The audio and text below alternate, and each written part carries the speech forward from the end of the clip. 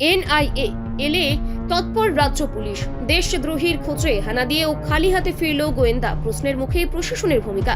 কেন্দ্রীয় গোয়েন্দা সংস্থা এনআইএ রাজ্যে পা দিতেই নড়েচড়ে বসল রাজ্য পুলিশ।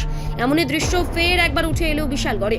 দেশদ্রোহী কার্যকলাপের অভিযোগে বিশালগড়ের কুড়ায় মুড়া এলাকার মানিক মিয়ার ছেলে আনোয়ার হোসেনকে খুঁজতে ফের অভিযানে নামলো এনআইএ।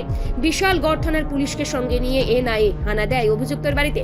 তবে বহু প্রতীক্ষিত ওই অভিযানের শেষ পর্যন্ত খালি হাতে ফিরতে হয় কেন্দ্রীয় গোয়েন্দা ও রাজ্য পুলিশকে।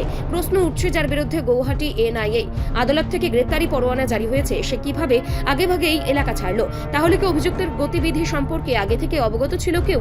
স্থানীয়দের একাংশের দাবি, দীর্ঘদিন ধরে অভিযুক্ত এলাকায় অবাধে ঘোরাফেরা করছিল, অথচ রাজ্য পুলিশের তৎপরতা ছিল চোখে পড়ার মতো নয়।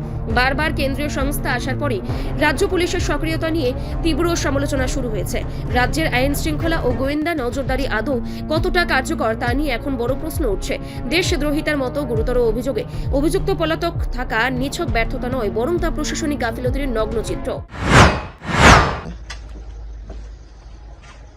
আপনার বাড়িতে কে আসলো? ওই পুলিশ আসছিল, ওই বাইরে থেকে এসে বিশালগড় থানার পুলিশ আসছিল। কি কইছে? আইয়া জিজ্ঞাসা করছে যে তোমার ছেলে তোমরা আসা তো আসেনি। আমি কইছি না, আমরা আজকে 23 বছর থেকে 2002 আইছি এখানে। এরপরে রেশন কার্ড ছিল, ওরা কাইটে কুইটে নিয়ে গেছে, এর সাথে আমাদের যোগাযোগ নেই। নাম কি আপনার ছেলে? আনোয়ার হোসেন। কই থাকে?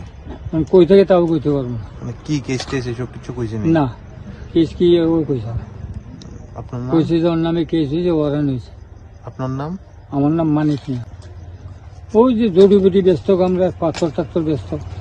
ওই যে দোকানে যে বাগা দিয়ে পাথর বেছে ওইটান ব্যস্ত জড়িবুটি। এটা কোন জায়গা? এটা করিয়ামুড়া। রিপোর্ট সংবাদ প্রতীক্ষা।